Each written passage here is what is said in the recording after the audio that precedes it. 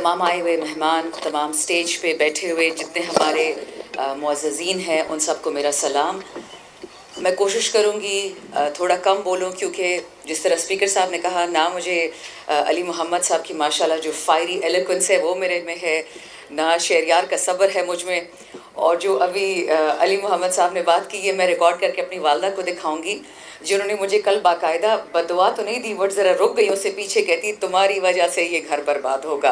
वो क्योंकि मुझे FIA का नोटिस आ गया है एक ख़ास आंटी की वजह से। सो मैं कोशिश करूँगी कि एक ख़ास दायरे के अंदर बात करूँ, वरना बातें तो बहुत है करने को। आज हम जिस लिए इकट्ठे हुए हैं वो है तो हम सब का दीन। हम चाहे अहले सुन्ना हो, अहले तशहीह हो, हम जिस भी किस्म के कमज़ोर मुसलमान हो, तगड़े मुसलमान हो, लेकिन हम इकट्ठे हुए हैं एक मकसद के लिए कि हमारी आइडेंटिटी क्या है।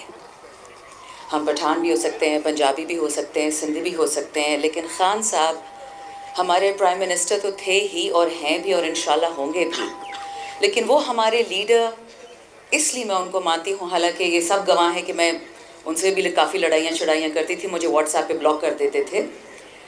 वो ये था कि उनमें हिम्मत थी एक मर्द मोमिन की, उनमें खौफ अगर था वो अपने रब का था।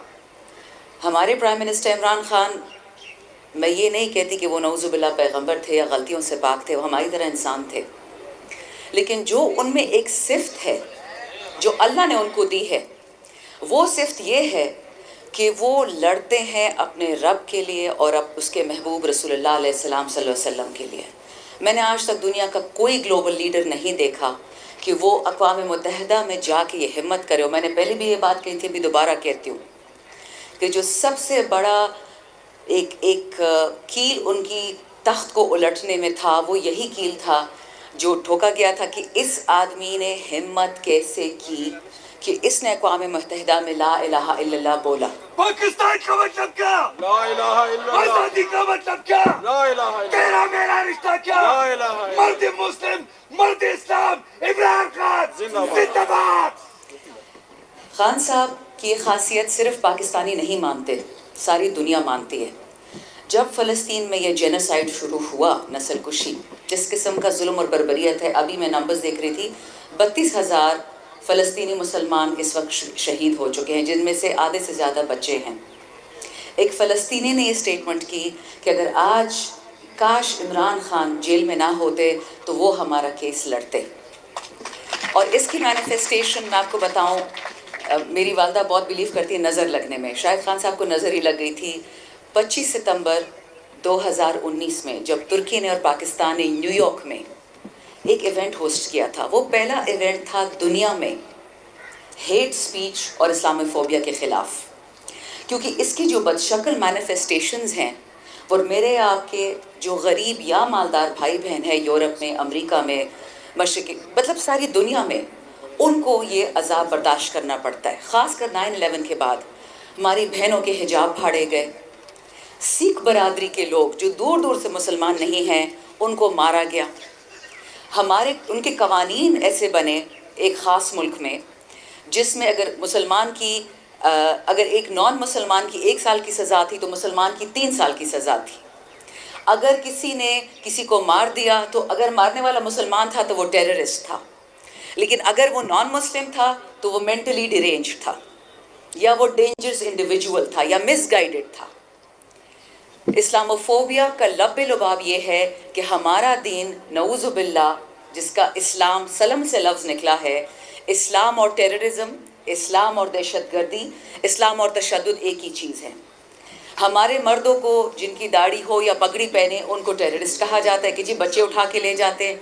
इन बातों के साथ हम बड़े हुए हैं, ये हमने देखा। मैंने 10 साल यूरोप में गुजारे हैं, मेरे साथ तमीज़ में थे, हया में थे, इज़्ज़त में, लेकिन आंखें तो है ना हमारी। मैं स्विट्ज़रलैंड में रह रही थी जब उन्होंने ऐलान किया कि किसी भी मस्जिद पे हम अलाउ नहीं करेंगे कि हम ऊंची बनाए कोई भी इमारत, क्योंकि ये मिसाइल की तरह लगती है। अब आप सोचें, पढ़े लिखे लोग इस वजह, ये बात उनको शेवा देती थी। खान साहब ने जो ये फ़ैसला किया, ये इस इंटरनेशनल OIC का रेजोल्यूशन, ये तब किया जब न्यूजीलैंड में 2 डिफरेंट मसाजिद में 25 लोगों को शहीद कर दिया गया। यहाँ पे मैं ज़रूर तारीफ़ करूँगी एक खातून की, जसिंडा आर्डन, जो प्राइम मिनिस्टर थी न्यूजीलैंड की। उन्होंने हिम्मत की, हिजाब पहना अगले हफ्ते, और जुमे की नमाज में बहुत सारे क्रिश्चियंस के साथ उन्होंने शिरकत की, नमाज नहीं अदा की, शिरकत की। और उसके बाद खान साहब ने फैसला किया कि वो इसको लीड करेंगे, हालांकि 52 और मुसलमान ममालिक हैं। इसकी सज़ा उनको ये मिली जो आज आप देख रहे हैं, तमाम पीटीआई वर्कर्स को भी, क्योंकि उनको जिस चीज़ से नफ़रत है वो है पॉलिटिकल इस्लाम। यानी आप मुसलमान वो हों जो छुप के नमाज़ पढ़ें, फ़तह मक्का से पहले का जो हाल था, आप छुप के कलमा पढ़ें, आप छुप के इस्लाम प्रैक्टिस करें। आपकी ख़वातीन हिजाब नहीं पहन सकती, बुर्का नहीं पहन सकती, चेहरा नहीं ढक सकती। क्यों नहीं ढक सकती? जब कुरान कहता है ला इक्राह फिद्दीन, और जब फ्रेंच कानून कहता है कि आपने फ्रांस में रहते हुए आप नहीं पहन सकते दीनी चीज़ें, तो फिर वहाँ पे क्रॉस क्यों पहनते हैं, सलीब क्यों पहनते हैं लोग? फिर वो भी मना कर दें। क्रिसमस क्यों सेलिब्रेट होता है? खान साहब ने दुनिया की मुनाफिकत उनके सामने रख दी और वो किसी से बर्दाश्त हुआ नहीं। वो किसी के ख़िलाफ़ नहीं है। वो सबसे ज़्यादा वेस्ट में रहे थे, मगरिब में। उनके बच्चे मगरिबी हैं, मुसलमान तो हैं बट मगरिबी हैं। तो इसलिए आई थिंक मैं तो शुक्र अदा करती हूँ। दो हम एक तकलीफ़ से इस वक्त बहुत गुजर रहे हैं, लेकिन शुक्र इसलिए करते हैं कि हम खान साहब के वक्त में पैदा हुए। वो हमारे लीडर थे, हैं और रहेंगे, और वो जो जिद्दोजहद कर रहे हैं वो इंशाल्लाह हम ख़राब नहीं होने देंगे। लेकिन आप सबसे भी एक रिक्वेस्ट है, अगर मैं आपकी तवज्जुह से ये बात कैसे हो कि हम न्यू एज मुस्लिम्स हैं। अगर आपको याद, एक ज़माने में एक मुनाफिकत होती थी पाकिस्तान में, हम कहते थे एनलाइटेंड मॉडरेशन, हम माफ़ी मांगते थे मुसलमान होने की।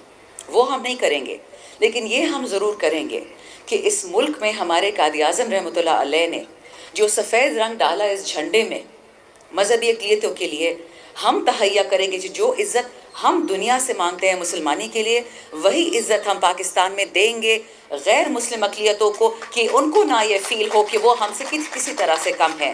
क्योंकि हमारा रब, और ये मेरी आखिरी बात है इस पर, सॉरी अली साहब बहुत टाइम ले लिया, हमारा रब रब्बुल मुस्लिमीन या रब्बुल मोमिनीन नहीं है, वो रब्बुल आलमीन है।